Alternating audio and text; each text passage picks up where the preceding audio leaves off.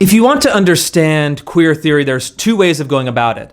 The first is to read the texts. So you can get books by Judith Butler. You can read 1,000 pages and pore over all of the hyper-abstract, hyper-intellectual work, looking at how gender is constructed, the concepts of performativity, her analysis of drag queens as interrupting what she calls phallo-logocentrism, or the centrality of the logic of the phallus. There's another way, though, that I think is maybe going to save you some time and perhaps give you a better insight into what queer theory is all about. That's to understand queer theory as praxis, or to understand queer theory as activism. So you want to actually look at what queer theorists are doing in the real world. What ideas are they trying to convey and how they're doing it? I've obtained a clip that I think illustrates this perfectly. You get what queer theory is all about in a nutshell. It's from a trans queer theorist and poet named C.A. Conrad. This is a person who is a prestigious poet. He's taught at Rutgers, Columbia, UMass, Brown, UPenn, Pitzer, and other prestigious institutions of higher education. He's won poetry awards all over the country, and he's one of the leading trans queer poets. And he conducted an experiment that I think shows you the real heart of the ideology, the real heart of the activism, and it really shows you everything it's all about in just over 1 minute. So let's take a look. I went to a very busy street corner on a Saturday afternoon in Asheville, North Carolina, and I took a big jug of bubbles, children's bubbles that you would blow, very colorful bubbles. And I sat on a low chair, so I was eye level with the children. The children were loving the bubbles. They were enjoying them. And their parents would walk over. They were a little concerned about me because I looked odd to them. And when their parents would walk over, I would say, these are queer bubbles, and they're going to make your children queer. Not gay and lesbian, but queer, meaning that they're going to be healthy, happy, revolutionary queers. They're going to put an end to racism, misogyny, transphobia, and help change this world for the better. A few of the parents thought it was funny or interesting and said, well, I'll love my children no matter what they do. But almost all of the parents were very upset and would grab their children and pull them away, screaming. The kids would be screaming because they wanted to play with the bubbles. And as the parents walked away, they would keep saying to me, sorry, I'm sorry, while they're walking away. And I said, why are you sorry? I mean, I want to know what you're sorry about. So that was the ritual. It felt very productive in many ways.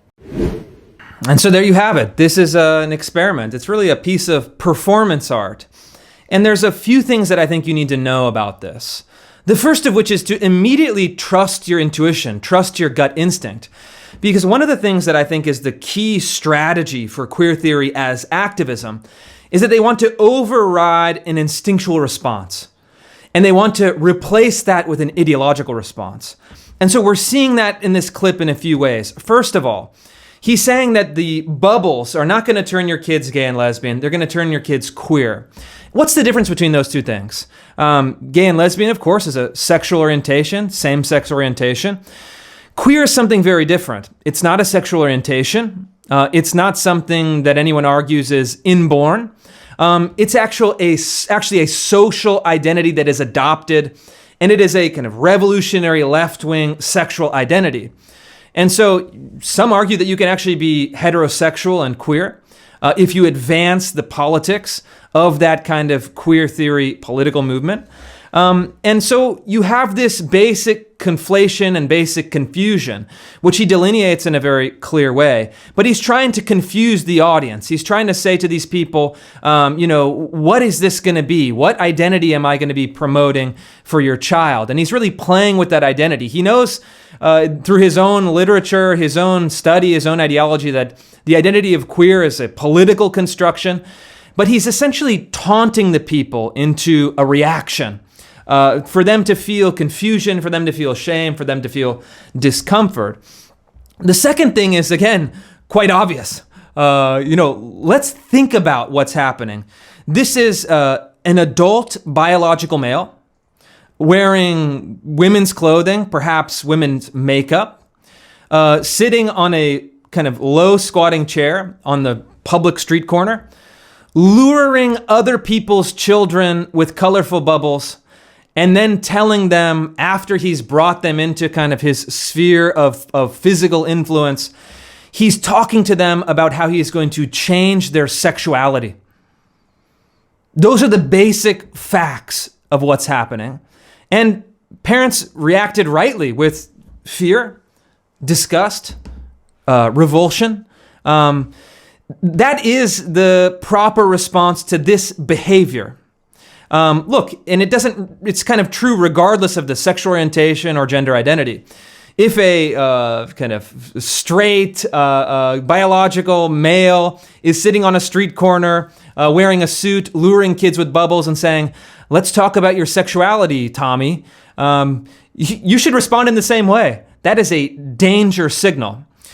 But what C.A. Conrad is doing is he's trying to play with this idea of overriding that intuitive response, overriding really the correct physical and moral response, which is to pull back, to say, hey, wait a minute, who are you? Why are you a man wearing a dress? Why are you luring children on a street corner? And why are you talking to kids about their sexuality? That's wrong. That's morally wrong, and I'm going to actually listen to that kind of fight or flight response to say, put some distance between the child and then the kind of danger, the potential threat. Again, regardless of sexual orientation, regardless of gender identity, this is true.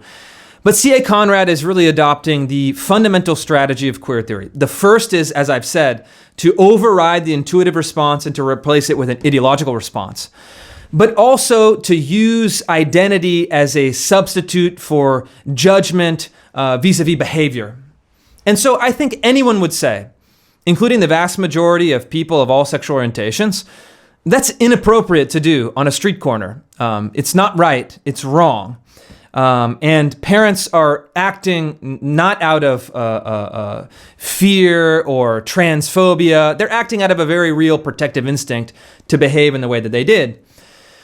But C.A. Conrad and the queer theorists try to say, no, we're going to shift the area of judgment not from behavior, but to identity. And so conservatives sometimes complain, oh, the left always creates double standards. One set of standards for me, another set of standards for them. That's not exactly what's happening. Actually, something very different is happening. It's not a double standard on the same set of assumptions and the same criteria of judgment. They're actually saying something very different. They're saying, no, let's move this to a different criteria of judgment altogether, a different plane of analysis, a different plane of decision-making, to one of identity. And so C.A. Conrad is communicating implicitly, if you reject this, you're not rejecting my behavior, you're rejecting my identity. You're rejecting me as a human being. You're violating my rights. You're violating my dignity. You're committing transphobia, when in fact, if you're to affirm my identity, they don't want tolerance, even kind of a begrudging tolerance. They want mandatory affirmation. And so what he's saying in this clip is, if you don't affirm what I'm doing, you are committing an act of hatred, an act of transphobia, an act of bigotry. And he's shaming people. He's saying, well, what are you sorry about? Why are you feeling apologetic? It's because people feel nervous and uncomfortable, and they're caught in between their intuition and the ideology. They're caught between standards of behavior and standards of identity. The public has been confused by this ideology, by this activism. And Conrad is really taunting them. And he's saying, well, are you opposing me because of my identity? Are you a bigot? Are you opposing me because I'm a biological male dressed as a woman, luring kids with bubbles? Is that not okay? Should you not be affirming that according to the dominant ideology of our time, certainly in regards to this movement? And so what I think is the proper response is what most parents did according to Conrad, talking about his expectation. But the more important response for us in media, for us as intellectuals, for us engaged in politics, is to actually reestablish the grounds of judgment. To say, you know what, we're going to actually encourage people to follow their intuition.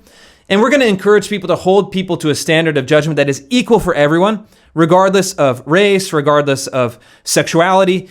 and we're going to judge you on your behavior, and we're not going to do it in a way where we feel guilt, shame, or confusion. We're going to do it very strongly. And so I would recommend to you, if you ever find yourself in this situation, which I admit is kind of weird and unique, certainly doesn't happen often, I'm sure. If a man in a dress is luring your kids with bubbles on the side of the road, don't hesitate to say, you know what you're doing is wrong, it's inappropriate, I'm removing my children away from you, and actually you should feel ashamed of yourself. What you're doing is really disgraceful. You're using your ideology to try to bully adults and to try to have really inappropriate sexual conversations with children.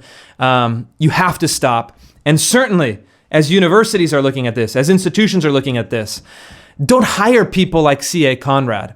You're promoting and enabling and legitimizing an activism that is not about acceptance of people regardless of their sexuality, but it's really about a kind of bullying and really ugly ideology.